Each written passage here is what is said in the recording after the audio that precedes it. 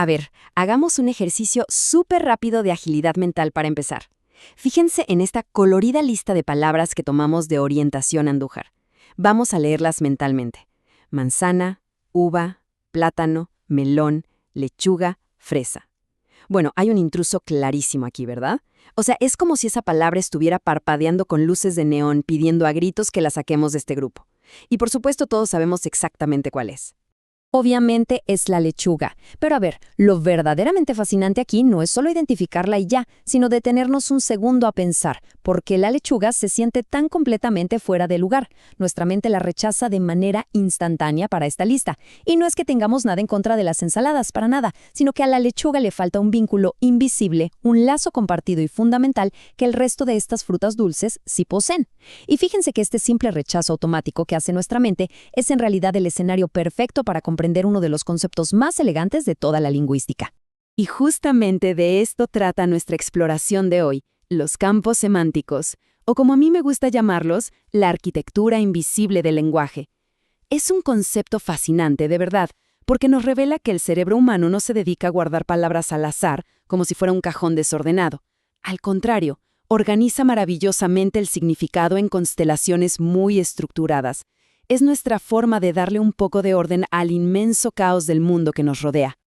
Pero más allá de nuestro jueguito de la palabra intrusa, existe toda una base académica súper profunda que explica cómo y por qué las palabras se conectan entre sí en nuestra mente. Así que, para entender el panorama completo, tenemos que ir un momento a la definición formal. Y esto ilustra de manera brillante lo que nos detalla la enciclopedia Concepto. Un campo semántico se define formalmente como un grupo de palabras que comparten un núcleo esencial en sus respectivos significados. Imagínenlo como una red invisible. Y ojo, porque esto no es una idea nueva para nada. Fue propuesta por el lingüista Gunther Ibsen allá por 1924 y luego desarrollada por Just Trier en 1935. Todo este asunto nace de las revolucionarias teorías de Ferdinand de Saussure, quien sostenía algo bellísimo: las palabras no tienen un valor aislado, extraen su verdadero valor a partir de su relación y posición con las demás palabras. O sea, literalmente, existen y tienen sentido gracias a sus conexiones. Bien, ahora que entendemos la idea general, tenemos que hacer un poco de zoom, como si pusiéramos el lenguaje bajo un microscopio. Porque piénsenlo, si el campo semántico es la constelación completa, ¿de qué están hechas las estrellas? Esto nos lleva a un nivel micro que es absolutamente fascinante, el concepto de los semas. Podemos verlos como esos pequeños y adorables bloques de construcción, el verdadero ADN del significado lingüístico. Si nos ponemos técnicos, un sema es la unidad más pequeña de significación que puede definirse mediante el análisis lingüístico y actúa como la extremidad de una relación funcional. Pero bueno, en términos mucho más sencillos, es el rasgo más básico y fundamental que compone el significado de cualquier palabra. Ninguna palabra significa una sola cosa enorme. En realidad, está construida por una colección de estos diminutos semas. Y lo que es una locura es la asombrosa variedad de semas que existen para darle matices a nuestro mundo. Tenemos semas diferenciales, comunes, inherentes, aferentes, específicos, genéricos. Por ejemplo, un sema común es ese rasgo clave que une a todo un grupo de palabras, como el rasgo de ser un vehículo que une a un coche y a un tren. Pero luego entra el sema específico, que hace un trabajo súper elegante separando y distinguiendo a una palabra de sus compañeras. Es lo que hace que un coche no sea un tren, aunque ambos te lleven a algún lado. Es una ingeniería mental simplemente perfecta. Entonces, si alejamos nuevamente nuestra lente hacia ese nivel macro, vemos cómo estos semas compartidos no forman un solo tipo de grupo aburrido, para nada. Se combinan para crear diferentes categorías de campos semánticos, y gracias a esta increíble variedad es que logramos organizar absolutamente todo en nuestro caótico mundo, metiendo los conceptos en cajas perfectamente ordenadas. Si revisamos la literatura, nos damos cuenta de que estas categorías toman formas muy distintas. Los campos semánticos pueden ser cerrados, abiertos, asociativos, de antónimos, graduales o lineales. Y lo interesante es que algunas de estas categorías son prácticamente infinitas, siempre listas para absorber nuevas palabras, mientras que otras forman conjuntos estrictamente limitados, donde no entra ni un alfiler más. El punto clave aquí es entender cómo operan en la vida real. Tomando datos de la enciclopedia de ejemplos, veamos esto. Un campo semántico cerrado es un conjunto que ya está completo. Piensen en los meses del año. Enero, febrero, marzo. Es imposible inventarnos un mes nuevo mañana y meterlo a la lista. Es un campo cerrado y punto. Por otro lado, un campo abierto, como los muebles de una casa, está en constante evolución. Siempre podemos darle la bienvenida a un nuevo tipo de silla, a un sofá rarísimo de diseño, lo que sea. Y luego están mis favoritos, los graduales, que forman una escala de matices hermosísima, como la temperatura: frío, fresco, cálido, caluroso. Nuestro idioma literalmente tiene un formato específico para cada necesidad humana. Bueno, llegados a este punto, es vital hacer una pequeña pausa. Tenemos que aclarar un territorio donde muchísimos estudiantes del lenguaje se suelen perder. Hay una confusión súper común entre dos conceptos que suenan parecido, pero que en realidad operan de maneras completamente distintas.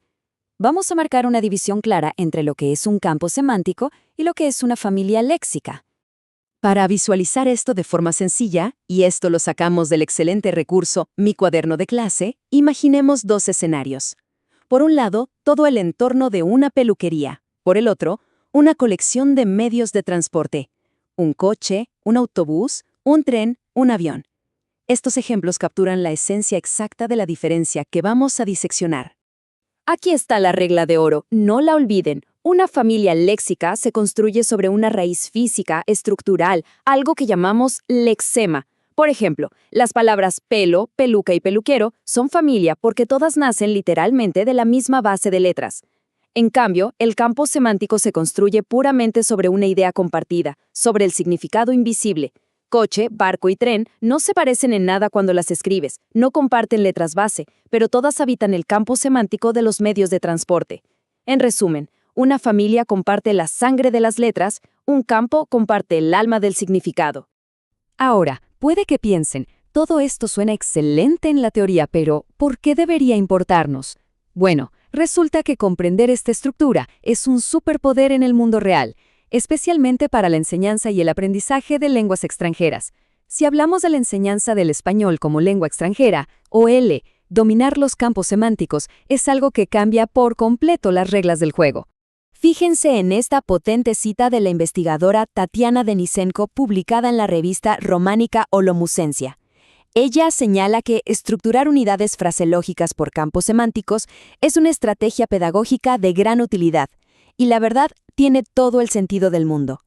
En lugar de obligar a un estudiante a memorizar listas interminables y aleatorias de modismos en español, los educadores pueden agruparlos de forma inteligente. Esto ayuda muchísimo a que dominen con naturalidad expresiones complejas relacionadas con temas superhumanos, como los gustos, los deseos y los sentimientos. 27. Vean ese número. La investigación de Denisenko se dedicó a rastrear expresiones y locuciones verbales en español sobre gustos, deseos y sentimientos e identificó exactamente 27 campos semánticos específicos solo para estas emociones.